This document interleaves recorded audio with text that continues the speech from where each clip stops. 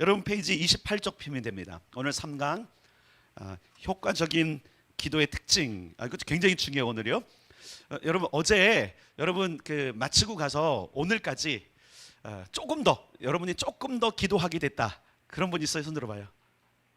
나 조금 더 기도했어요. 어제부터 오늘까지. 간식 다 빼서.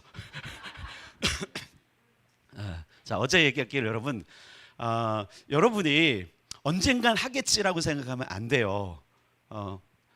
오늘 가시면 억지로라도 5분을 기도하세요. 아시겠어요? 예, 그래야 여러분들이 기도에 더 성장 있고 발전이 있어요. 자, 도입부세가 보겠습니다. 여러분 드시면서 해도 괜찮아요. 눈만 여기 있으면 됩니다. 귀만 여시고. 기도의 방법에는 여러 가지가 있다. 앞으로 진행되는 강의를 참조하면 된다. 그러나 여기서 우리는 효과적인 기도 혹은 상황 변화를 시키거나 의도한 목적을 성취하는 기도의 특징, 여기 밑줄 그어야 돼요. 효과적인 기도는 상황을 변화시키는 기도고 의도한 목적을 성취하는 기도예요. 그러니까 막연하게 그냥 내가 그냥 나 기도했어요, 만족해요, 나 기도 생활 잘, 이게 아니라 실제적으로 기도는 상황을 변화시켜야 돼. 내 상황. 그리고 목적이 이루어져야 돼요. 기도하는 이유가 뭐예요, 여러분?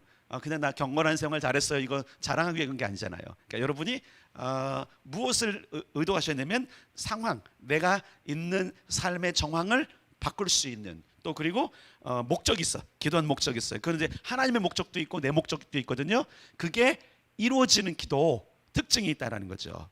자, 기도는 첫째로 하나님과의 관계 그 자체지만 하나님의 뜻이 이 땅에 이루어지게 하기 위한 것. 그 밑줄. 하나님의 뜻이 이 땅에 이루어지게 하기 위한 것. 언제 먹으라고 그러고 먹을 수도 없도록 좀 밑줄도 크라고 그러고. 예, 밑줄 그면서도 먹을 수 있습니다. 자, 조지 뮬러가 얘기한 거 한번 읽어보겠습니다. 시작. 기도를 시작하는 것으로는 충분하지 않다. 우리는 응답을 얻을 때까지 인내하며 믿음으로 기도를 계속해야 한다. 자, 여러분 이제 읽으세요. 그런데 입에 뭐 들었어? 안 읽어도 괜찮아. 예, 내가 다 읽을 거니까 염려하지 마세요. 예, 드실 거 드시고 하시면 됩니다.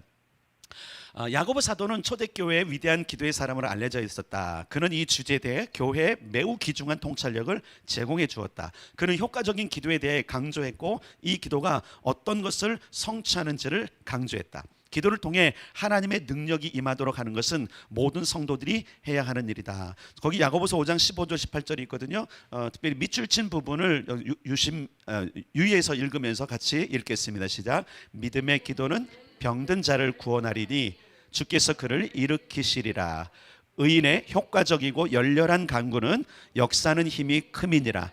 엘리야는 우리와 성정이 같은 사람이로되 그가 비가 오지 않기를 간절히 기도한즉 3년 6개월 동안 땅에 비가 오지 아니하고 다시 기도하니 하늘이 비를 주고 땅이 열매를 맺었느니라. 아멘. 자, 보세요. 믿음의 기도가 효과적이고 열렬한 간구는 역사는 힘이 크대요. 그러니까 효과적으로 기도하는 것이 중요하다는 거죠. 그러니까 막연하게 기도하는 거. 그래서 따라서 기도는 배우기도 해야 됩니다. 예, 우리가 어떤 일도 요령이 생기면 잘하잖아요, 그죠? 이제 여러분이 오늘만 하면 요령이 생길 거예요. 먹기도 하고 줄지치도 하고 하는 요령이 생길 거예요.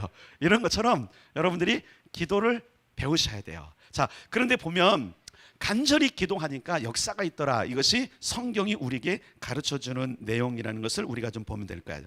10번 야고보는 믿음의 기도가 병자를 치유하는 것과 또 많은 것을 성취하는 것을 가르쳤다. 우리의 기도는 우리가 오감으로 느낄 수 있는 것보다 훨씬 더 많은 일을 성취한다. 우리가 기도의 능력을 믿을 때 삶에 대한 우리의 관점은 극적으로 변해야 된다. 자, 이게 오감이 뭐냐면 내가 눈으로 내가 확인할 수 있는 게 있잖아요. 자, 오감이 자 일단은 시각 있잖아요.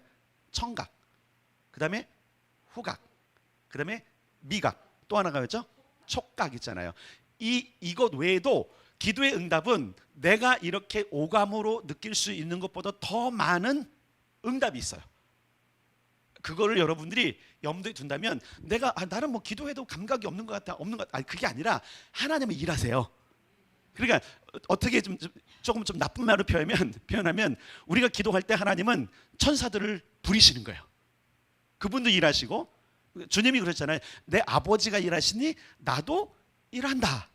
그래서 계속적으로 오늘도 살펴볼 얘기지만 하나님은 우리가 기도를 쉬지 않기를 원하시고 그 일을 통해서 뭐라 그러냐면 나로 하여금 쉬지 못하도록 니들이 했으면 좋겠다. 그러니까 우리가 감각으로 느끼지 못해도 기도는 응답된다 안 된다? 응답된다 하면 응답되니까 우리는 이런 부분들을 기억을 하셔야 돼요.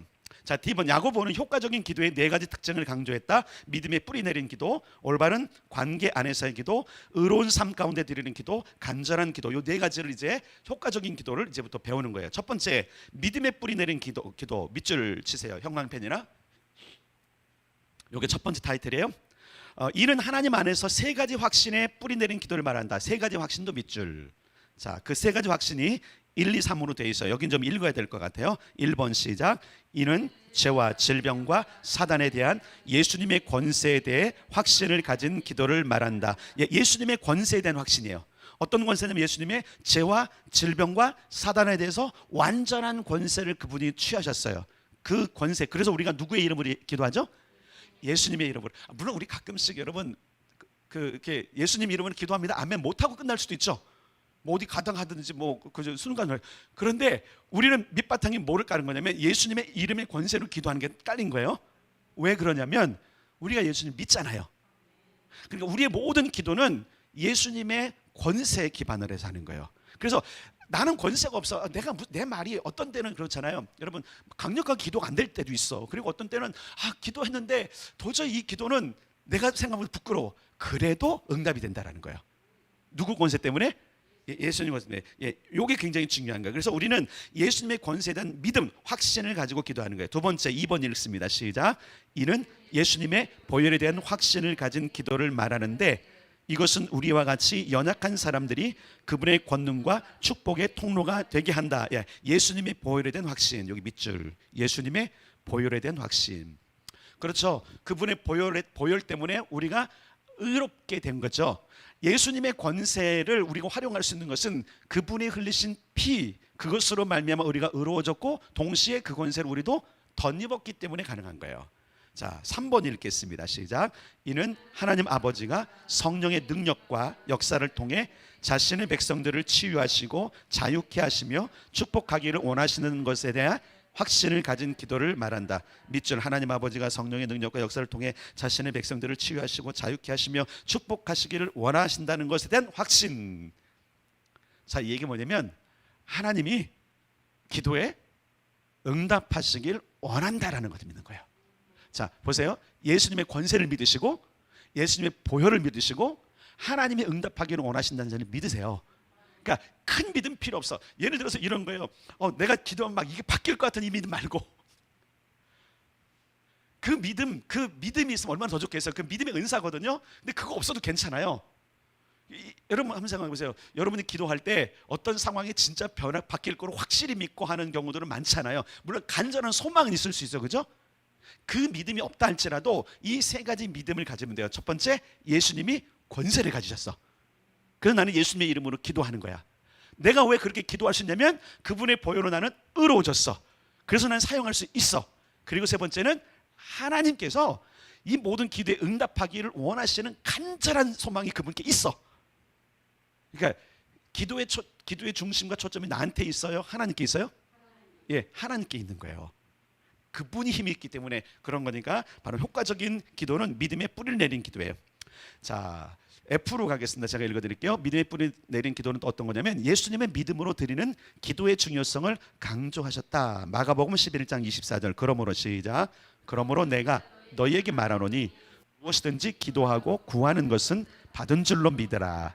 그리하면 너희에게 그대로 되리라. 아멘. 그래서 이를 보면 우리의 믿음은 예수님의 권세가 존재하는 모든 능력 위에 계신다는 지식이에요. 아까 앞에 걸 부연 설명하는 거예요. 내게 모든 권세를 주셨다라고 마태복음 28장에서 말씀하죠. 그러므로 너희는 내게 권세를 주셨으니까 그러므로 너희는 가라.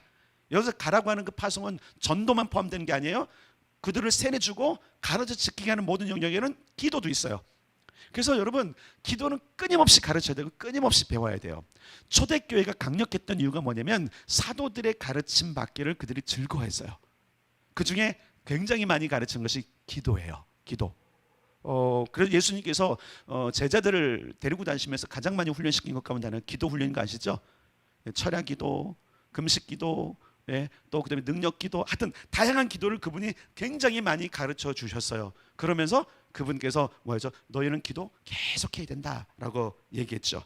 2번, 우리는 기도하되 하나님이 더 큰 축복과 권능을 부어주시며 응답하시는 실제적인 결과를 낳을 것이라는 믿음을 가지고 기도해야 한다. 예, 맞습니다. 여기 밑줄 그어봅시다. 하나님이 더 큰 축복과 권능을 부어주시며 응답하시는 실제적인 결과를 낳을 것이라는 믿음을 가지고 기도해야 한다. 네, 적어도 여러분이 이게 요거 세 가지는 깔고 기도해야 돼요. 내가 지금 기도할 때 예수님의 이름에 권세가 있다, 보혈의 능력이 있다, 하나님이 응답하신다라는 것. 자, 잘 보세요. 물론 잘못된 기도도 있고요, 또 어긋난 기도도 있고요, 응답 안 하는 기도도 있어요. 그래도 밀어붙여요. 왜? 잘못된 건 나중에 교정해 주실 테니까. 이런 과정을 통해서 여러분이 어디에 초점을 두냐면, 내가 잘못하고 있는 걸 초점 두지 마시고 그냥 해요. 그러면 잘하는 것이 열매를 맺어요. 왜냐면 잘못한 건 하나님께서 아예 반응을 안 하실 테니까. 이해되시나요? 네, 잘한 것을 가지고 하나님께서 취하셔서 응답을 하실 테니까. 물론 이제 평생 동안 잘못한 기도만 할 수도 있잖아요. 물론 그런 사람 없을 거라고 봐요. 그러니까 우리가 이런 믿음을 바탕으로 그냥 기도해라. 그러면 역사는 누가 하신다? 하나님이 하신다. 예, 그거예요. 자, 밑에 마태복음 17장 19절로 20절까지 있는 이때, 거기 성경을 읽겠습니다. 시작. 이때 제자들이 조용히 예수께 나와 이르되 우리는 어찌하여 쫓아내지 못하였나이까? 이르시되 너희 믿음이 작은 까닭이니라. 너희가 믿지 않기 때문이라. 진실로 너희에게 이르노니 만일 너희에게 믿음이 겨자씨 한 알만큼만 있어도 이 산을 명하여 여기서 저기로 옮겨지라 하면 옮겨질 것이요 또 너희가 못할 것이 없으리라. 아멘. 자, 예수님께서는 제자들에게 믿음의 기도를 얘기했어요. 그래서 믿음의 기도가 어떤 네가 어떤 믿음의 어떤 언어를 쓴 게 아니라 이미 기도할 때 내 속에 있는 바탕에 믿음이 필요한 건데, 그 믿음이 뭐냐면 아까 얘기했던 거예요. 예수님이 권세가 있다라는 것, 그 보혈의 능력이 있다라는 것, 하나님이 응답하기 원하신다는 것. 자, 계속 반복하는 이유는 여러분들이 머릿속에 담으라는 거예요. 다시 말할게, 예수 이름에 권세가 있다라는 것, 그분의 보혈의 능력이 있다라는 것, 하나님은 응답하기를 원하신다는 것.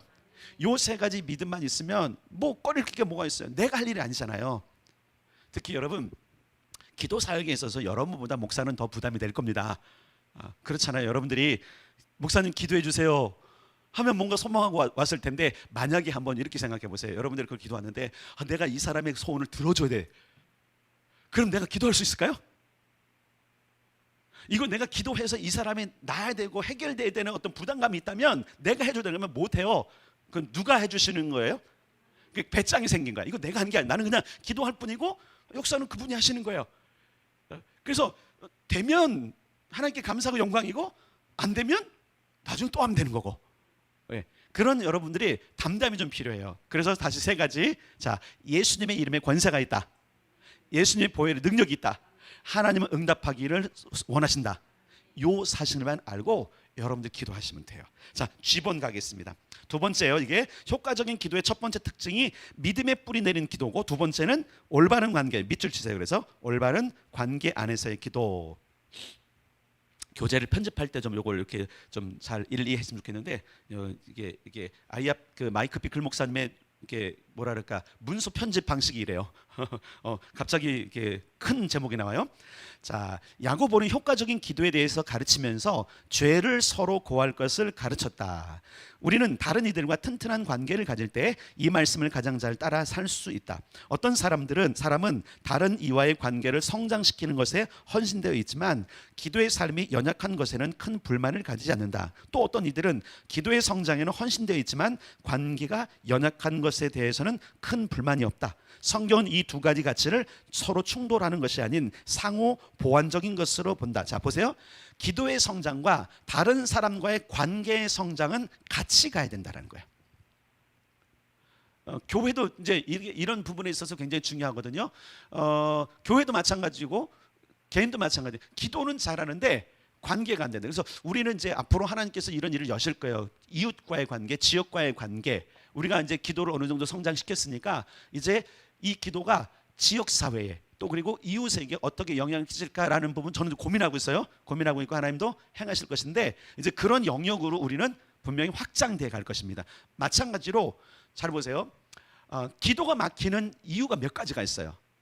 그 중에 하나가 뭐냐면 관계적인 문제예요. 죄의 문제예요. 자, 죄의 문제 중에서 보통 우리는 그 죄는 하나님과 내 사이의 문제니까 내가 이걸 해결하면 돼라고 하지만 또 다른 게 있어요. 내가 다른 사람과 사이에서 있는 죄는 또 그 사람과 해결해야 돼요. 그래서 이 부분은 우리가 좀 올바른 관계 안에서 기도하기 위해서 좀 껄끄럽지만 풀어야 될 문제 가운데 하나예요. 이거는 결국 뭐냐면 왜 기도가 응답 안 되느냐라고 하는 부분들을 긍정적으로 얘기하는 거예요. 올바른 관계 안에서 기도해야만 된다라는 거죠. 그래서 서로 죄를 고해라. 여기서 서로 죄를 고해라 그래서 낱낱이, 물론 이제 공동체가 그럴 수 있어요. 이런 공동체는 굉장히 건강합니다.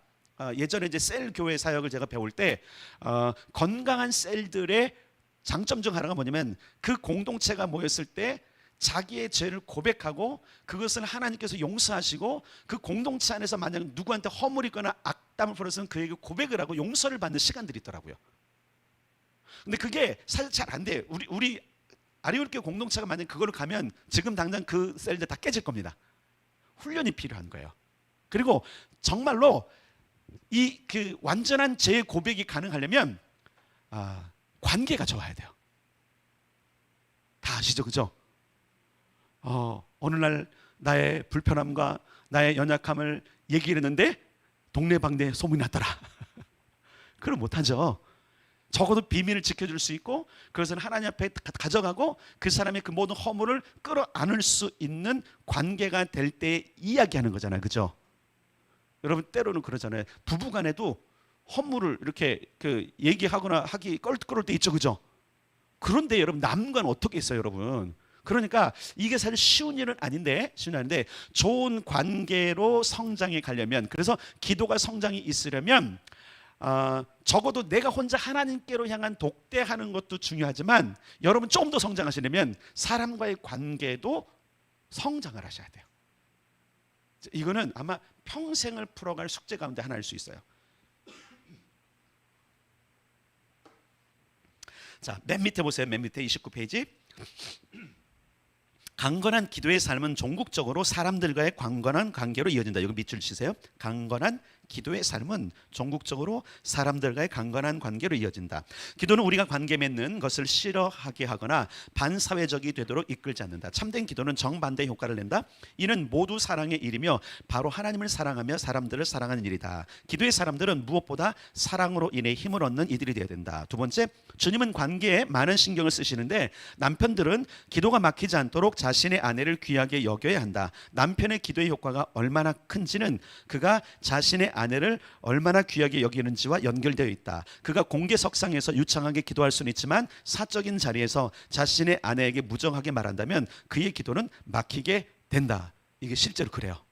근데 여기서 여러분, 아싸 나는 아내니까 남편들이 이래. 아니에요. 이거를 아내만 얘기하는 게 남편도 마찬가지고 아내도 똑같은 얘기예요. 이게 뭐냐면 관계 중에 이웃과의 관계도 있지만 배우자의 관계도 굉장히 중요해요. 그래서 기도할 틈과 기도의 능력을 하려면 배우자의 관계가 굉장히 좋을 때 기도가 더 잘 돼. 왜냐하면 그 관계가 안 되면 기도가 막혀요. 다른 것이 방해를 해요. 그런 부분들이 우리에게 있어요. 그래서 그 부분 해결해고 또 똑같이 또 하나 뭐냐면 영적 리더와의 관계도 풀으셔야 돼요. 굉장히 많은 사람들이 이 관계 성장을 위해서 일단은 뭐 이게 뭐랄까 성도들 간의 관계는 이게 더 풀기 힘들고 더 풀기 힘든 게 사실은 영적 리더와의 관계예요. 이거 풀으셔야 돼요, 여러분들이. 이게 풀리지 않으면 제가 전에 이러잖아요. 그가 기도하는 것도 힘들 것이고 내가 축복하는 것도 한계가 있어요. 리더 입장에서는 터진 저 뚝부터 막아야 돼. 그러니까 축복을 아무리 쏟아부어도 하니까 그 터진 것을 막기 위한 기도를 할 수밖에 없어요. 이게 자연적으로 모르겠어요. 저만 못해서 그런지 모르지만 제가 여러분들 위해서 이제 여러분들 기도하잖아요. 제 기도 일과 중에 교인들 위해서 기도하는 것이 가장 우선이게 하십시오라고 기도하고 있죠. 맞죠? 그럼 제가 할까 안 할까요? 네. 할 때도 있고 안 할 때도 있어요. 매일 못합니다. 죄송합니다. 근데 하는데 기도 시간에 가장 먼저 만약에 한다면 저는 기도를 할 때는 여러분을 위해서 기도해요. 특별히 저는 이제 교적부를 가지고 있기 때문에 교적부를 핀다든지 아니면 외국에서 이렇게 상상해서 하는데, 그러다 보면 어떤 가정은 막혀요. 막히는 게 뭐냐면 리더십에 지금 안 따라오는 가정들이 있어요. 그런 가정들은 그 가정을 향해서 풀어줘야 될 일들이 있어. 내가 거기 머무는 거예요. 그뿐만 아니라 리더의 관계가 온전하지 않은 사람들은 하나님과의 관계에도 서먹함이 있어요. 반드시 있어요. 그거는요.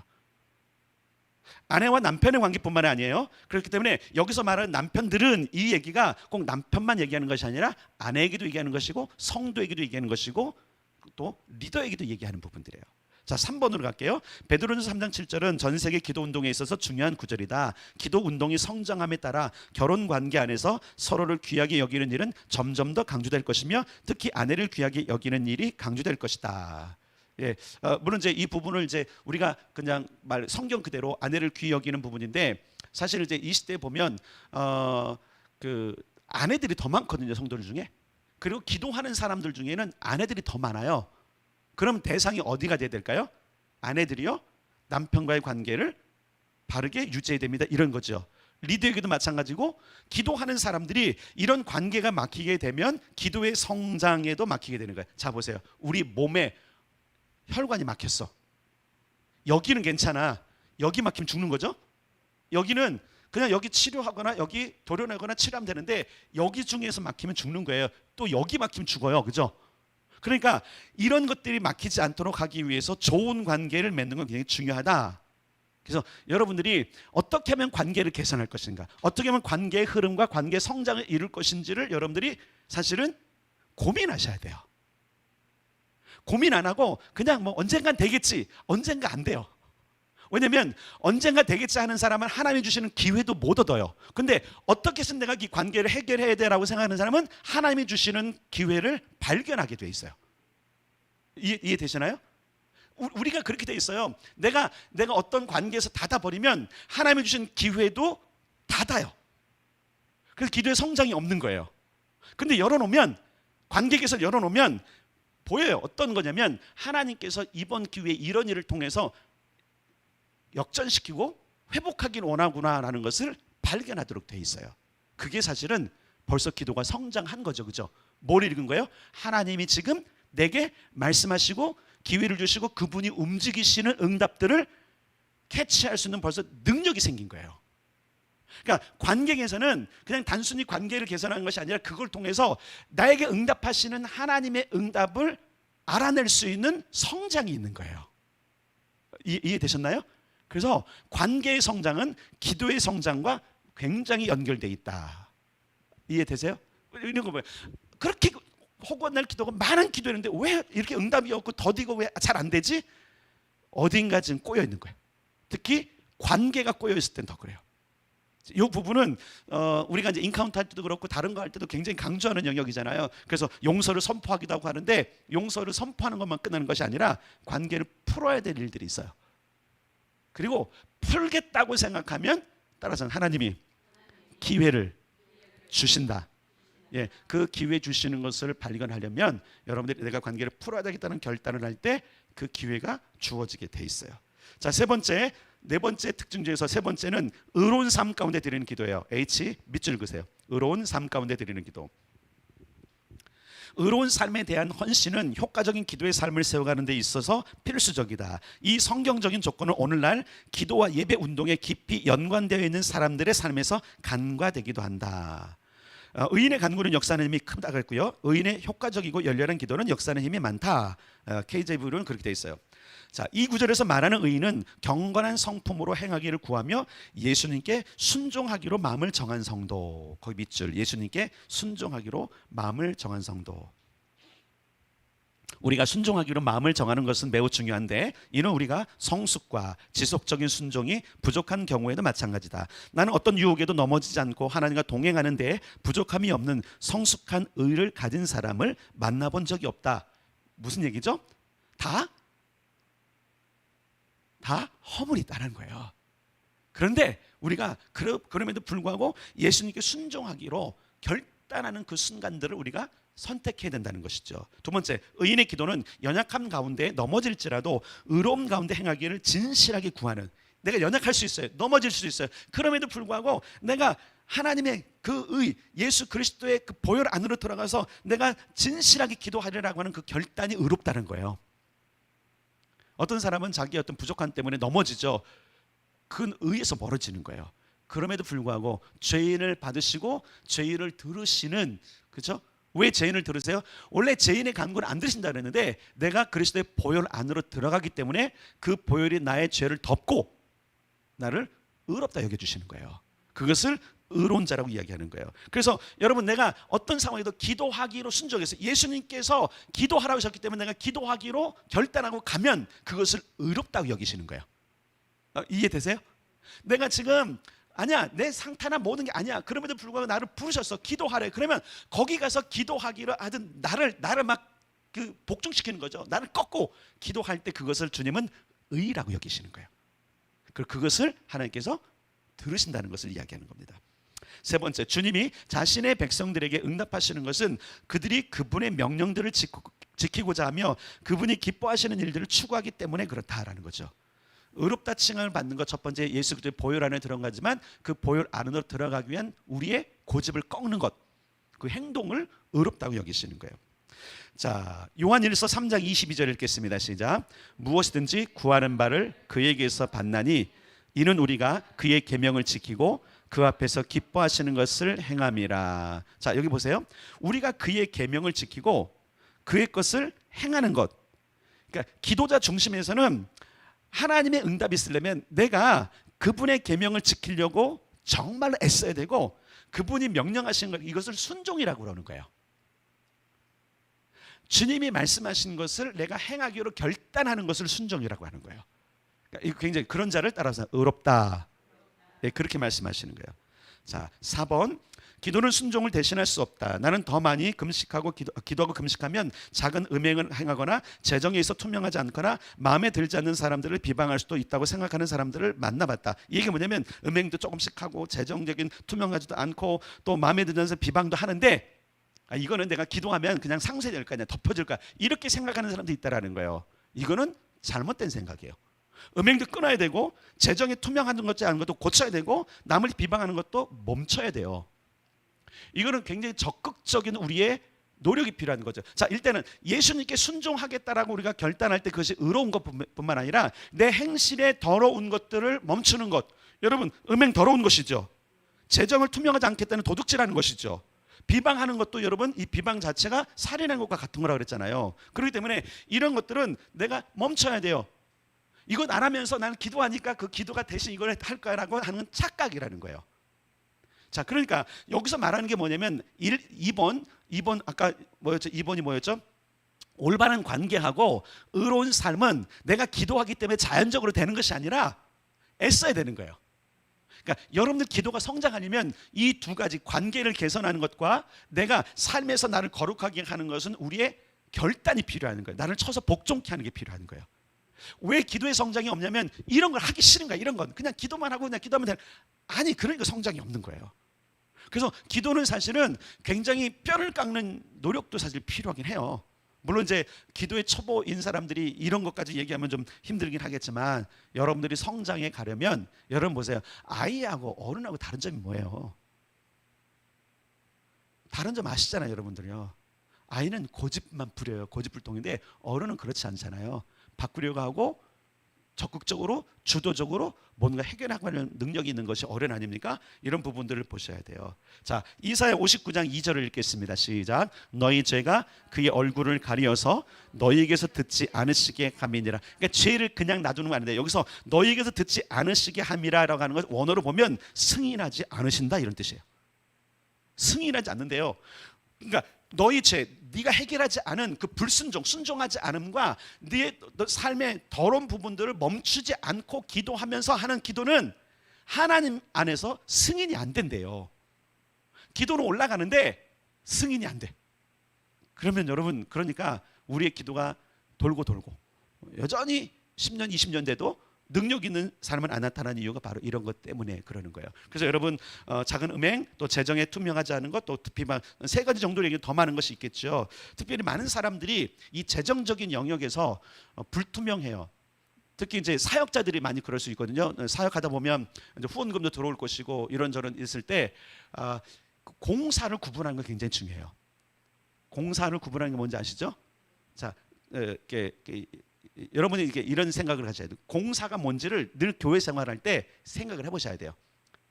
내가 이게 사적인 일인가 공적인 일인가를 보셔야 돼요. 저는 이제 그런 기준을 하나님께서 워낙 예전부터 부목사 때부터 잣대를 들이대셨기 때문에 훈련은 하는데도 가끔씩 헷갈려요. 근데 어쨌든 하려고 노력해. 그래서 내가 어떤 걸 쓰고 나서도 처리를 할 때 내가 이거 공적인 걸 썼냐 사적인 걸 썼냐를 내가 물어봐요. 내 자신에게 물어봐요. 너 이거 분명히 생각. 네가 이렇게 목사로 아니면 어떤 대표로 쓴 거야? 아니면 너 개인으로 한 거야?를 물어봐요. 그럼 답이 딱 나와요. 그러면 개인으로 쓴 거면 내가 지출을 해야 돼. 별거 아니에요. 여러분 있는 돈을 훔쳐가는 것만이 아니라 쓸 때 그 쓰는 것을 내가 개인으로 썼는데 단체에 요구하는 것은 도둑질이에요. 그거. 이런 경우들이 많거든요.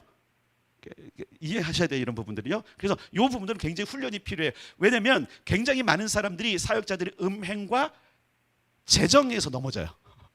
다른 데서 안 넘어져요. 음행하고 재정에서 넘어져요. 특히 여러분 기도를 좀 하는 사람들은 특별히 여기에서 나는 뭐 사역도 안 하는데 아니 여러분 개인적인 삶에서 한번 보세요. 여러분이 가정의 주부만 아니고 예를 들어 다른 어떤 직장에 있다든지 아니면 교회에서 어떤 그 공금을 다룬다든지 할 때 정확하게 하셔야 돼요. 정확하게 하셔야 돼요. 거기에 틈을 주시면 안 돼요. 왜냐하면 하나님은 때로 용서하시는데 마귀가 그 틈을 헤집고 들어와서 우리를 멸망시켜요. 이해되세요? 음행 정도, 이 도둑질 정도 주님이 처리 못 하시겠어요? 하시죠, 그죠? 근데 사단이 여기 틈을 들어온다니까. 그놈은 틈을 잘라서 틈을 들어와서 우리의 사역도 망가뜨리고 우리의 기도도 승인되지 않게 하고 그걸 누가 하냐면 사단이 하는 거예요. 그러면서 우리의 생각에 조정을 해요. 이 정도는 괜찮아, 이건 괜찮아, 이렇게 얘기하는 것들이 있어요. 그건 안 돼요. 그건 안 돼요. 그런 부분들 명확하게 해서. 그래서 여러분들이 이제 교회 생활할 때 이제 또 앞으로 이제 예를 들어서 이럴 수 있잖아요. 여러분들 뭐 기도 왔는데 아직은 그런까지 아니지만 내가 기도팀인데 그 팀에 재정이 있어. 어떤 사람은 그 팀의 그 재정을 검사 안 한다고 자기 마음대로 쓰는 사람이 있어요. 그럼 안 돼요. 이런 일들이 사실 이제 주변에 엄청 많거든요. 죄송하지만 뭐 우리 노회에도 그런 게 있고요. 뭐 이게 뭐 주머니 돈이 쌈짓돈이라고 뭐 국가 돈도 있고요. 이렇게 쓰는 사람 거야. 막 요즘 여러분 보세요. 그 뭐 검찰 특활비 해갖고 막 하는데 지금 그 법무부 쪽까지 지금요 문제가 생겼잖아요. 그게 뭐 눈먼 돈, 그러니까 자기 마음대로 쓰는 거, 그건 범죄입니다. 누군가 책임지는 거건 똑같습니다. 큰 걸 하든 작은 걸 하든 여러분들이 정확하게 재정에서 잘 기억해서 주님이 내게 주신 것만 내 거예요. 아시겠어요? 주님이 내게 주신 것만 내 거예요. 그 외에는 내 게 아니에요. 이 부분을 여러분 명확히 하시면 기도에도 성장이 있습니다. 자, 여기서 좀 제가 머무는 이유가 있어요. 이런 부분들 앞으로 여러분들이 큰 활동을 하면 이런 부분이 넘어갈 수 있기 때문에 그러는 거예요. 자, 5번을 가겠습니다. 우리의 삶의 어떤 부분은 하나님께 속해 있고 다른 부분은 우리에게 속한 것처럼 산다면 기도는 훨씬 더 지루하고 어려운 일이 된다. 우리의 삶을 어떻게 사는지는 기도를 즐거워할 수 있는 능력에 영향을 끼친다. 지속적이고 의도적인 타협은 기도의 삶을 크게 방해하며 기도를 통해 하나님께 동의하는 것을 어렵게 한다. 그러니까 우리의 삶을 어떻게 사는지 이것이 기도 생활에 영향을 준다라는 거예요. 대충 살면서 기도 잘하고 하면 안 되고요. 우리의 삶을 잘 세워서 하셔야 돼요. 6번, 우리의 순종이 부족할 때 우리는 합리화하기보다는 이를 인정하고 고백해야 된다. 이거 여러분 밑줄 그어보세요. 합리화하기보다는 이를 인정하고 고백해야 한다. 때로는 이 고백이 여러분 하나님 앞에서만 그러면 되면 안 돼요. 사람 앞에서도 해야 돼요. 이게 성경이 우리에게 가르쳐 주는 거예요. 굉장히 많은 사람들이 뭐냐면 그냥 기도하면 되고 하나님께 고백했으면 다 끝났겠지. 근데 성경은 그렇게 말하고 있지 않아요. 너 만약에 예물을 드리다가 내 형제에게 잘못한 일이 생각나면 너 멈춰. 그거 놓고선 가서 그 형제와 해결하고 와. 뭔 얘기인지 아시겠죠? 하나님이 아세요. 너 기도는 들을 텐데 내가 승인을 못 해줄 수 있어. 이 얘기예요. 뭐부터 해야 돼요? 저거 가서 풀고 와야 돼. 이해되시죠? 그래서 우리가 바른 관계와 또 의로운 삶 가운데 드리는 기도가 굉장히 중요하다는 걸 이야기하고 있어요. 자, 계속 읽겠어요. 읽습니다. 우리가 죄를 죄라고 말하고 회개하면 하나님의 용서하심을 값없이 받게 된다. 그러면 우리는 지움 버튼을 누른 것과 같이 확신을 가지고 하나님의 임재 안에 서게 된다. 그래서 이런 얘기 하잖아요. 기도하기 전에 당신이 지은 죄도 한번 고백하고 해봐라, 이런 얘기도 하잖아요. 그 좋은 습관입니다. 긴급한 거 아니면 여러분들이 기도의 자리, 개인 기도의 자리 갈 때, 물론 뭐 공동체나 아니면 여러분들이 중보할 때도 마찬가지고 방해받지 않고 혼자 기도하는 시간이라면 먼저 하나님께 어떤 허물들을 고백하고 가는 것도 좋은 방법이에요. 이런 것 여러분들이 한번 해보십시오. 7번째, 순종의 삶을 사는 것은 우리가 기도의 응답을 받기 위한 것이 아니다. 순종의 삶은 하나님이 사랑 그 자체이시기에 그분의 사랑에 동의하며 살아가는 삶. 자, 그러니까 우리는 이제 순종하는 것이 기도의 응답을 받으려면 순종해야 돼, 이것지만 성경이 가르쳐주고 있는 것은 뭐냐면 그분을 사랑하기 때문에 순종함이 마땅하다라는 거예요. 어제 여러분 그 2강 잘 들으셨죠? 여러분 사모님이 강의하니까 더 좋죠, 그죠? 그래서 제가 한 강을 더 하라 그랬어요. 이제 몇 강이 될지 모르지만 여러분 기대하십시오. 저도 좋아요. 저만 떠들다가 어제는 제가 좀 이제 쉬면서 했지만 이제 강의를 들었거든요. 저 안에서 이제 제가 했으면 좀 더 불편해하고 좀 덜 떠는 것 같더라고요. 그래서 어제는 들어갔는데 다음 강의할 때는 내가 들어가서 들게요. 근데 여러분 어제 보면 우리가 사랑을 바탕으로 하는 거 배우셨잖아요. 그 사랑이 너무 중요한 거예요. 그 사랑을 우리가 그냥 감격하고 그냥 감동으로만 받으면 안 돼요. 거기에 마땅한 반응이 있는 거예요. 그 반응이 순종이에요. 순종. 기도의 순종, 예배의 순종, 믿음의 순종. 그 순종은 무서우니까, 두려우니까 어떤 대가 때문에 하는 것이 아니라 하나님을 사랑할 때, 하나님이 나를 사랑하시고 나도 그분을 사랑하는 것 때문에, 사랑하면 그의 말에 따르게 돼 있죠, 그죠? 그걸 이야기하는 거예요. 자, 넘어가겠습니다. 자, 요한복음 14장 21절, 나의 계명, 시작. 나의 계명을 지키는 자라야 나를 사랑하는 자니 나를 사랑하는 자는 내 아버지께 사랑을 받을 것이요 나도 그를 사랑하여 그에게 나타내리라. 아멘. 계명을 지키는 자가 나를 사랑하는 자, 순종하는 자가 나를 사랑하는 자래요. 그러니까 하나님께 순종하는 자, 하나님을 사랑하는 자는 누구냐면 말씀에 순종하는 자래요. 이게 저처럼 예전처럼 뭐 안 한다 버티지 마시고, 버티면 힘듭니다. 버티면 기도도 하기 힘들고요, 기도 훈련도 세요. 그러니까 버티지 마시고 순종하면 좋을 것 같아요. 자, I번, 기도는 하나님께 어떤 정보를 알려드리거나 그분을 설득하는 것이 아니라 이는 그분과 함께 연결되는 것이다. 그분은 우리와의 대화를 원하신다. 어떤 분들은 기도를 더 많이 해야 기도의 응답을 얻게 된다고 생각한다. 하나님이 우리와의 대화를 원하시는 것은 우리와 함께하는 것을 사랑하시기 때문이다. 우리가 인내하며 기도하거나 순종하는 것은 기도의 응답을 얻어내기 위해서가 아니다. 자, 물론 있어요. 이것도 더 많이 기도하는 게 더 응답이 있는 거 맞아요. 틀리다는 말이 아니라 기본적으로 우리가 그분을 사랑하는 관계 안에서 기도하기 시작하면 기도가 능력이 있게 된다는 거예요. 우리는 응답을 얻기 위해서 기도하고 그것을 위해서 우리는 더 성장시키는, 그러니까 여러분 지금 이 기도의 성장에서 우리가 다뤄야 될 게 뭐냐면 더 많은 기도의 응답을 받아내기 위해서는 기도의 성장을 하고 기도를 하기 위해서는 이것보다도 더 중요한 게 뭐냐면 하나님과의 관계 안에 들어가고 그분과의 사랑을 확인하는 관계로 들어가라는 얘기예요. 그러면 때로는 기도 많이 안 해도 돼요. 다 아시잖아요, 그분, 그죠? 맞죠? 어떤 경우 그래요. 너무너무 사랑하니까 말 안 해도 해. 이해되세요? 예, 그런 관계로 들어가자는 거예요. 그러니까 기도의 성장은 분명하게 생각할 것은 내가 많은 기도를 해서 많은 응답을 받는 게 기도의 성장이 아니라 하나님과의 관계로 더 가까이 들어가는 것이 기도의 성장이다. 이거는 믿음의 성장도 마찬가지예요. 모든 성장은 어떤 열매를 보는 것도 있지만 열매는 그냥 나타나는 것이고 뭐예요? 하나님과의 관계 안으로 얼마나 깊이 들어가느냐가 그 성장의 척도라, 이렇게 보시면 되는 거예요. 물론 그것은 열매로, 행위로 분명히 나타나기도 합니다. 자, 마지막 네 번째가 간절한 기도예요. 간절한 기도는 크게 했네요. 예, 간절한 기도. 자, 네 가지 효과적인 기도의 특징 중에 네 번째는 간절한 기도인데 거기 밑줄 크게 동그라미도 치시고, 간절한 기도, 우리는 간절한 기도를 잘 이해해야 하는데 이것이 효과적인 기도의 중요한 성경적인 조건 중에 하나이기 때문이다. 자, 야고보서 5장 17절 시작. 엘리야는 우리와 성정이 같은 사람이로되 그가 비가 오지 않기를 간절히 기도한즉 3년 6개월 동안 땅에 비가 오지 아니하고, 예, 간절히 기도했대. 간절히 기도했대. 이 간절이란 것을 이제부터 풀어갈 거예요. 간절히가 뭔지를 이제 봅시다.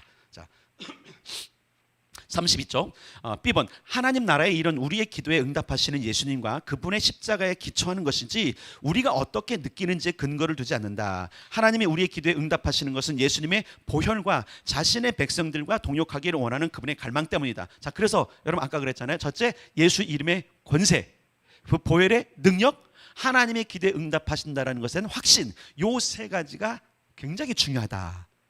이 얘기 말씀드렸죠? 네, 그거 C번. 첫째, 간절한 기도는 거기 밑줄. 첫째, 간절한 기도는 하나님을 향해 열린 마음을 가지고 하는 기도다. 어떤 열정은 마음이에요, 마음. 그냥 행동만 하는 사람 있잖아요. 행동만 하는 사람이 있어요. 그는 두 마음을 품은 거죠. 마음으로는 다른 건데 다른 걸 얻기 위해서 행동하는 거예요. 여기서 볼 때 하나님을 향한 열린 마음, 하나님을 향한 사랑의 마음이 우리 기도의 간절한 기도의 동기가 되어야 된다는 거예요. 간절하다는 것은 암기한 것을 기도한다던가 마음 없이 의무로 기도하는 것과는 다르다. 이는 별 생각 없이 허공에 대고 기도하는 것과는 정반대의 기도다. 우리는 기도할 때 마음을 하나님을 향해 초점을 맞춰야 된다. 자, 여러분 기도할 때 물론 어떤 문제를 기도하지만 그 문제에 초점을 맞추지 말고 그 문제를 해결해 주시는 하나님께 초점을 맞추는 거예요. 내 기도를 지금 누가 들고 계시는 거예요? 하나님이. 그분은 원하세요. 이 문제 해결해 주길 원하세요. 그분께 초점을 맞추는 거예요. 내 마음을 하나님께로. 근데 우리가 기도하다 보면 우리 마음이 거기 없어요. 다른 데 있어요. 요거 여러분 기억하실 거예요. 마음이 생각이 엉뚱한 데로 가. 그죠? 불편한 데로 가. 다른 즐거움으로 가. 그러면 지금 마음이 어디가 있는 거예요? 딴 데가 있는 거예요. 이건 뭔지 아시죠? 그래서 마음을 하나님께 두는 것이 간절한 기도. 첫 번째 D번. 둘째 밑줄 그세요. 둘째, 간절한 기도는 지속적인 기도를 말한다. 간절해지면 지속적으로 하죠. 진짜 간절하면 멈추지 않죠. 그게 법칙이에요. 자, 야고보서 5장 17절에서 간절이라고 번역된 헬라어 프로슈케이는 문자적으로 그가 기도를 기도했다라는 것을 의미하며 이는 지속적인 기도를 따른 관용구다. 지속적인 기도를 말하는 거예요. 엘리야는 하나님의 뜻에 동의한 기도가 응답되지 않을 리 없다고 생각했어요. 그 다음에 두 번째 2번, 우리는 하나님의 뜻에 따라 드려진 기도에 대한 응답을 우리의 눈으로 볼 때까지 그분께 구하며 감사하는 것을 멈추지 말아야 된다. 우리는 지속적으로 기도해야 된다. 모든 인내로 기도하며 애써 기도해야 된다. 어제 다뤘던 이야기죠. 인내하고 이루어질 때까지. 조지 물려도 말했던 것처럼 기도는 내 눈에 확인될 때까지 하는 거다. 확인될 때까지 안 한 이유는 간절하지 않기 때문에 그러는 거예요. 간절한 기도라면 그것이 내 눈에 나타날 때까지. 자, 이제 조금 이따도 말씀드릴 거지만 우리는 기도할 때 이미 받은 줄 믿고 기도해야 되는 거예요. 그러면 그것이 나타날 때까지 해야 되는 거예요. 그게 간절한 기도라는 거예요. 간절하지 않으니까 멈추는 거죠. 진짜 필요하고 진짜 간절한 거 이러면 멈추세요? 안 멈춰요. 애들도 그렇잖아요. 끝까지. 그런 놈들은 하나라도 더 얻어, 그죠? 마찬가지입니다. 우리도 여러분, 간절한 기도라는 것 첫 번째는 하나님께 마음을 두는 것이고 두 번째는 지속적으로 기도하는 것이다라는 것. 자, 세 번째로 읽겠습니다. 예수님은 지속적인 기도의 중요성을 비유로 말씀하셨다. 구하라, 찾으라, 문을 두드리라에 사용된 헬라어 동사들은 현재 진행형으로 표현되어 있다. 따라서 우리는 구하되 계속해서 구해야 되고 찾되 계속해서 찾아야 하며 문을 두드리되 계속해서, 계속해서의 동그라미, 계속해서 열릴 때까지, 구해질 때까지, 찾을 때까지 기도함이 필요하다. 우리 교회가 중보 기도를 멈추지 말아야 되는 이유를 아시겠죠? 계속하는 거예요. 계속 주님이 멈추라고 할 때까지, 아니면 다 될 때까지, 우리 사명이 끝날 때까지 우리는 계속하는 겁니다. 4번, 무엇인가를 매우 귀하게 여긴다면 우리는 이를 위해 마음을 다해 주님께 구해야 한다. 그래서 정말 중요한 것은 그렇게 하는 거예요. 너희가 온 마음으로 나를 구하라. 그렇죠? 2번, 간절한 기도를 꼭 큰 소리로 할 필요는 없다. 자, 이 부분이 이제 우리 한국인들에게는 조금 이제 이질감이 느낄 거예요. 우리 한국 사람들은 간절한 기도 무조건 부르짖으면 저도 이제 그렇게 얘기를 하거든요. 미국적인 상황은 큰 소리로 기도하는 것이 익숙하지 않아요. 물론 코리안 스타일 그 기도가 능력 있는 걸 알아요. 그렇다면 그것이 무조건 다 간절한 기도냐? 그것만은 아니라는 거예요. 우리가 막 주여 하고 하는 게 간절함이 있지만 그 간절한 기도를 정의할 때 꼭 큰 소리만이 아니라는 거예요. 온 마음을 담는 거죠. 첫 번째. 두 번째, 지속적으로 하는 거예요. 이해되시죠? 세 번째, 꼭 큰 소리는 아니어도 된다. 우리는 기도 소리가 작거나 공격적인 기도 스타일이 아니라고 해서 이 기도가 효과적이지 않다거나 간절함이 부족하다고 생각해서는 안 된다. 1번을 읽겠습니다. 시작. 기도에 대한 열정은 에너지가 넘치며 소리가 큰 것만을 의미하지 않는다. 이는 마음으로부터 주님과 연결되어서 멈추지 않고 믿음으로 인내하며 기도하는 것을 말한다. 예, 인내하며. 이게 소리 안 낼 수 있어요. 그 대표적인 얘기가 한나잖아. 한나. 사무엘의 엄마 한나잖아요. 그 간절히 기도했는데 엘리 제사장이 무슨 기도인지 몰랐어요. 그래서 저 여자 술 먹고 지금 뭐 주정 하나 할 정도로 얼굴도 빨개진 데다가 막 그렇게 했으니까. 근데 간절함이 있잖아요. 그것을 주님이 들으시고 엘리 제사장의 마음을 움직이시잖아요. 이해되시죠? 네, 간절한 기도는 꼭 큰 소리만 없어요. 근데 때로 이게 우리가 함께 기도합시다. 이거는 우리가 함께 기도하는 것 상황에서 하는 거고, 때로는 부르짖는 기도가 능력이 있기 때문에 우리는 그렇게 기도하는 거예요. 특히 간절한 사람은 한국적인 상황에서 부르짖어 기도하는 거예요. 근데 이 스타일이 잘 안 되는 사람들이 있어요. 위로를 받으세요. 그런데 해보니까 부르짖어 기도하는 게 빠르더라니까요. 그래서 부르짖는 기도를 강조하는 거지 꼭 그럴 필요는 없어요. 그러나 여러분, 간절한 기도를 할 때 부르짖으면 빠르더라는 것을 한국 사람은 알아요. 이게 한국인 기도의 특징 가운데 하나예요. 그래서 여러분, 전 세계적으로 수출하는 기도입니다. 그러니까 부르짖는 기도가 빠르구나. 왜냐면 간절히 그 마음을 담아서 하나님 부르는 거거든요. 그러니까 목소리만 큰 게 아니에요. 목소리만 큰 게 아니에요. 우리가 부르짖어 기도할 때 목소리만 큰 것이 아니라 내 내면의 모든 마음을 하나님께, 하나님 이거 안 들으시면 안 됩니다. 그러니까 고래고래 소리를 지르는 건데 누구를 지금 향하는 거예요? 하나님을 향하는 거예요. 그래서 한 번 정도는 중보자들은 목이 좀 쉬어봐야 된다는 얘기가 바로 여기 있는 거예요. 그렇게 해봐야 간절한 기도가 뭔지를 알고 자기가 개인적으로 기도할 때도 온 마음을 실을 수 있어요. 근데 이 훈련이 안 되면 온 마음을 그러니까 심는다는 게 뭔지 몰라요. 왜? 묵상만 기도했던 사람이 온 마음을 다한다는 기도가 뭔지 몰라요. 여러분, 소리 안 질러도 진짜 온 마음을 다하면 땀 나요.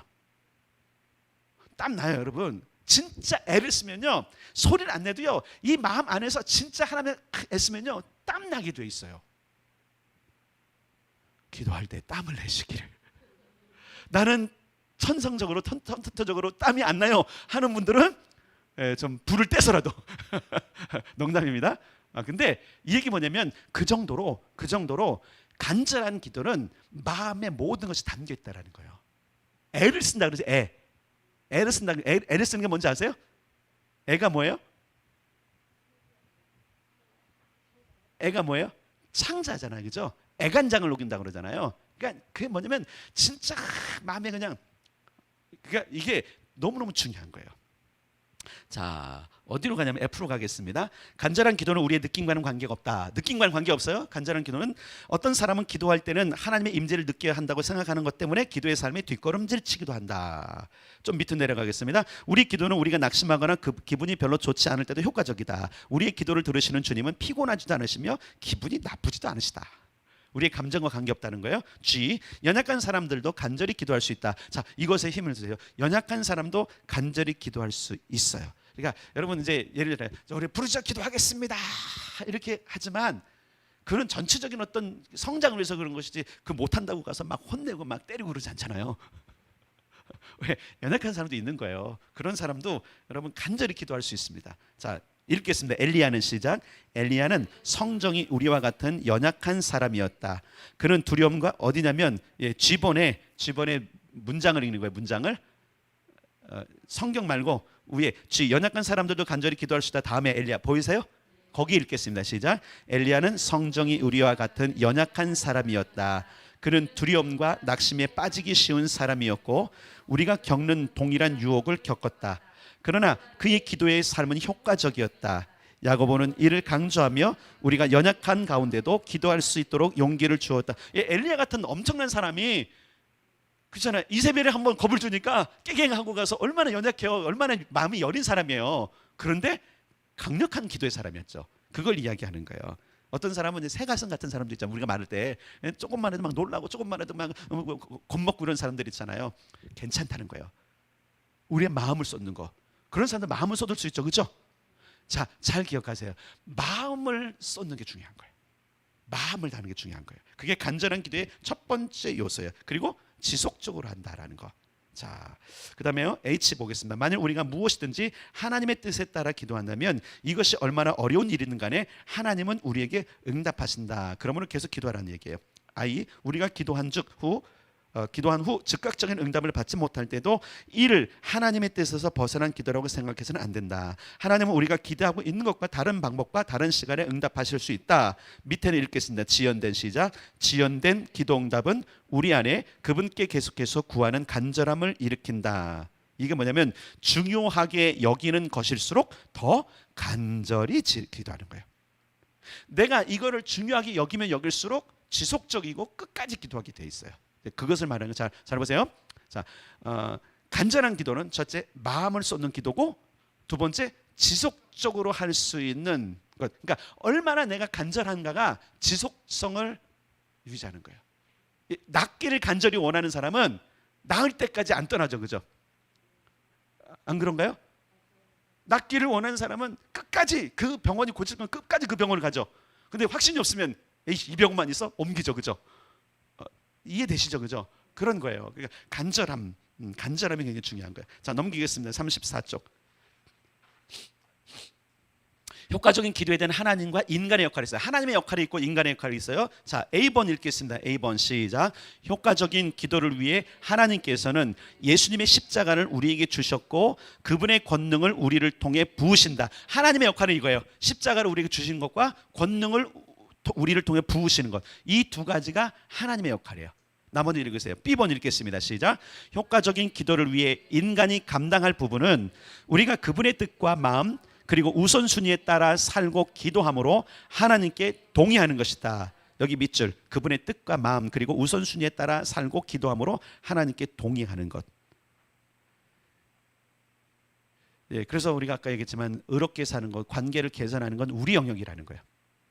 이건 우리 영역이에요. 그건 하나님의 영역이 아니에요. 하나님 능력을 부으시고 어떤 약속을 하시잖아요. 믿음을 기초한 그 기도지만, 두 번째로 여러분 그 관계와 의로운 삶은 내 역할이에요.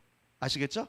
간절히 기도하는 것도 내 역할이잖아요. 거기 담는 것. 근데 하나님 분명히 앞에 있어 보세요. 예수 이름의 권세를 주셨고 보혈의 능력을 주셨고 그분은 우리의 기도에 응답하기를 간절히 소원하는 이 세 가지 영역에서 하나님 자신의 역할을 다 하세요.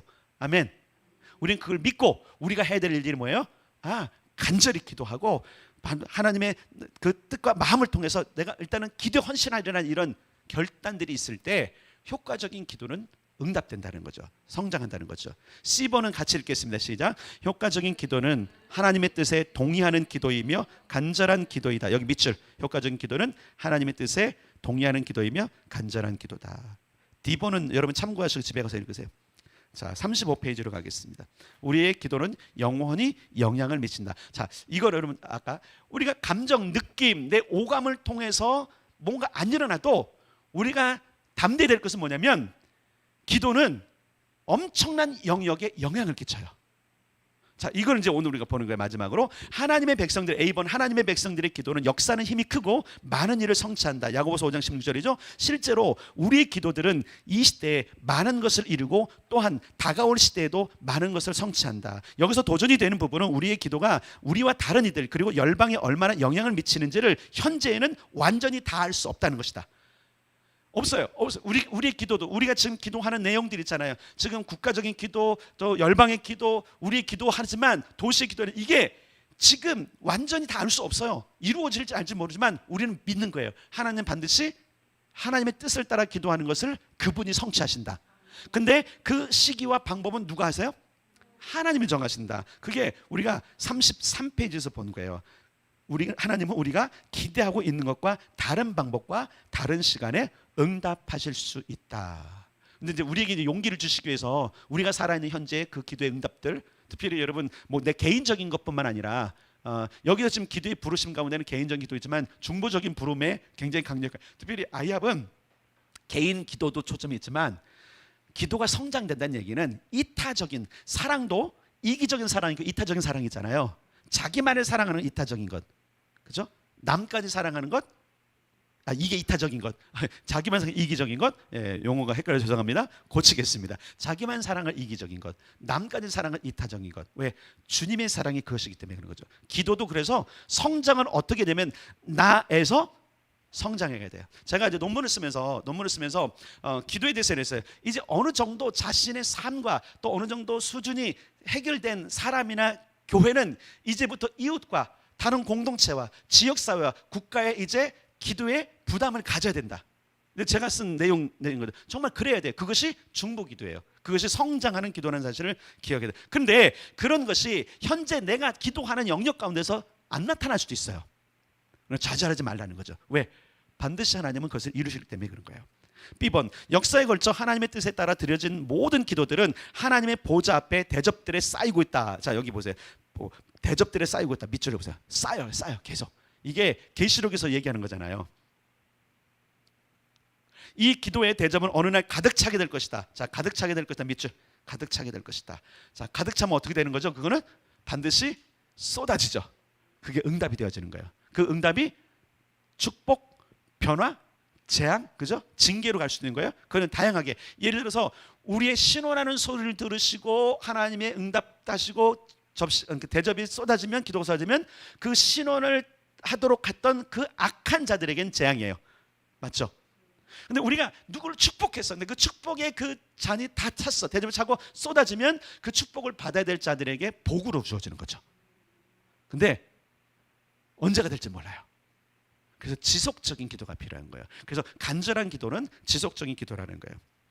자, 하늘의 기도의 대접들이 차오른다는 사실은 하나님이 우리의 기도를 잊지 않으신다는 것을 의미한다. 우리는 우리의 기도를 잊어버릴지라도 하나님은 잊지 않으신다. 자, 요한계시록 5장 8절하고 8장 3절은 우리가 계속 여러분 그 기도의 집 컨퍼런스나 우리가 선주자 학교 할 때 다 다룬 거죠. 예, 이게 굉장히 중요한 거예요. 많은 향들이 거기 담겨져 있다. C. 주님은 우리가 기도와 봉사로 다른 이들을 섬기며 하나님을 향해 드린 사랑을 절대 잊지 않으신다. 자, 이 두 가지 밑줄을 주세요. 기도와 봉사로 다른 이들을 섬긴 것과 하나님을 향해 드린 사랑, 이 두 가지가 굉장히 중요해요. 기도와 봉사는 하나님을 향한 사랑에 기반하지만 이걸 통해서 다른 이들에게 봉사하는 것도 중요하다는 거예요.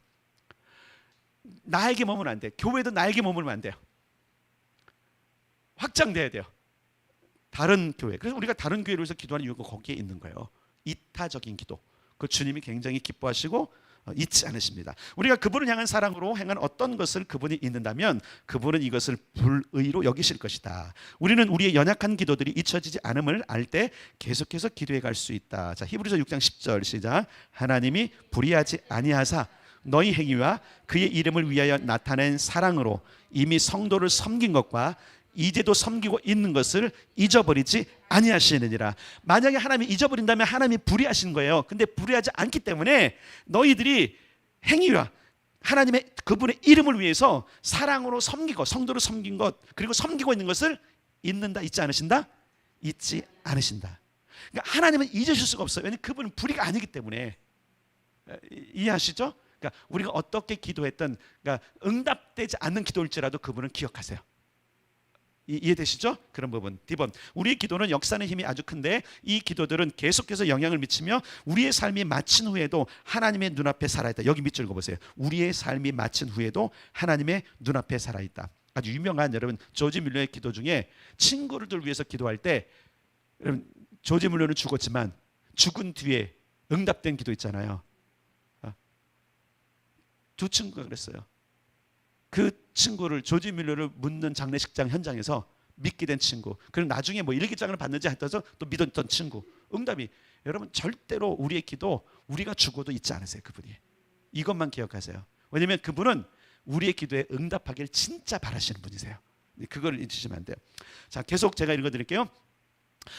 나는 이 기도들이 하나님의 마음 안에 영원히 살아있다고 생각한다. 수천 년 전 아주 먼 옛날에 드린 기도도 하나님께 여전히 유효하다. 나는 오늘날 우리가 드리는 기도들이 아주 먼 미래 지금부터 수천 년이 지난 이후에도 여전히 유효할 것이라고 믿는다. 우리가 지금 기도하고 행하는 것과 다가오는 시대에 일어날 일 사이에는 연속성이 있다. 그러니까 여러분 과거에 수많은 믿음의 사람들이 기도했던 것들이 오늘날 이루어지고 있는 거예요. 이걸 믿으셔야 돼요. 그리고 우리가 그 터전 위에 좋은 것들을 취하기도 누리는 거예요. 그러니까 예를 들어서 어떤 어려움이 있어. 그건 우리가 해결할 문제지만 과거에 기도했던 사람 놓쳤던 부분들이 있을 수 있어요. 그러나 탓할 것이 아니라 어쨌든 좋은 선한 영향력이 기도하는 걸 통해서 시대를 거쳐서 계속 일어날 것이다라는 것. 그 얘기가 뭐냐면 하나님이 잊어버리지 않으셨다는 거예요. 내가 죽어도 그분은 안 잊어버리시니까 내가 기도한 걸 이루시는 거예요. 기도가 얼마나 능력이 있습니까? 자, 2번 마지막, 이건 마지막으로 함께 읽겠습니다. 시작. 부흥과 정의를 향한 기도들은 역사 가운데 있었던 부흥을 통해 부분적으로 응답된 이후에도 없어지지 않는다. 우리의 기도들은 우리 시대에 의미 있게 그러나 부분적으로 성취되고 미래와 다가올 시대에도 더 큰 분량으로 그리고 완벽하게 성취된다. 어저께 이문수 사모가 서두에 얘기했죠. 부흥에 대한 어떤 갈망, 또 사인도 구했을 때 그런 부분인데 기도하셔야 돼요, 여러분. 부흥을 위해서 기도하셔야 되고 정의가 실현되도록 기도하셔야 돼요. 그래서 우리가 많이 기도하는 것 가운데 정의가 실현되면서 기도하죠. 부흥을 위해서 기도하시는 건데 이거는 때때로 실현돼요. 우리 삶 가운데 부흥이 일어나서 부흥의 정의는 다시 살아나는 거예요. 이게 리바이벌이에요. 리바이벌은 다시 살아난다는 거예요. 이게 뭐냐면 죽었던 영혼들 또 그리고 잠자던 영혼들이 살아나는 거예요. 이게 결국은 부활과 관계 있는 거잖아요. 그죠? 레셔렉션과 같은 거예요. 이게 왜냐면 연결돼 있어요. 죽은 자가 살아나는 게 부흥이고 부활이고 잠자던 것이 다시 일어나는 것이 부흥이고 부활인 거예요. 근데 이거는 따라서 기도를 통해 지속적으로 일어난다. 그러니까 여러분이 내 세대의 부흥을 안 봤어. 그럼 부흥이 안 일어난 거예요? 아니요. 아니요. 주님은 주님의 때에. 그래서 어떤 사람은 평생 기도했는데 아무것도 자기 인생에 경험하지 못하고 죽었을 수 있어요. 그럼 어디서 보고 있을까요? 부흥을? 천상에서 주님과 함께. 그러니까 여러분 기도의 성장은 따라서 합시다. 지속적으로. 그래서 오늘 요약해 보면 그런 거예요. 여러분 세 가지 토대가 있어요. 예수 이름의 권세와 그 보혈의 능력과 하나님이 응답하시고 그 소원에 근거하고, 그래서 우리가 이것으로 네 가지 특징들을 생각하시고 그 다음에 우리가 해야 될 일들이 있어요. 우리는 적어도 관계 개선, 의로워진 삶과 그렇죠? 이 모든 것들을 우리가 하는 거예요. 그리고 간절한 기도는 마음을 하나님께 드리는 거다. 그리고 기도를 멈추지 않는 거다. 그럼 여러분들이 기도가 성장한다는 거예요.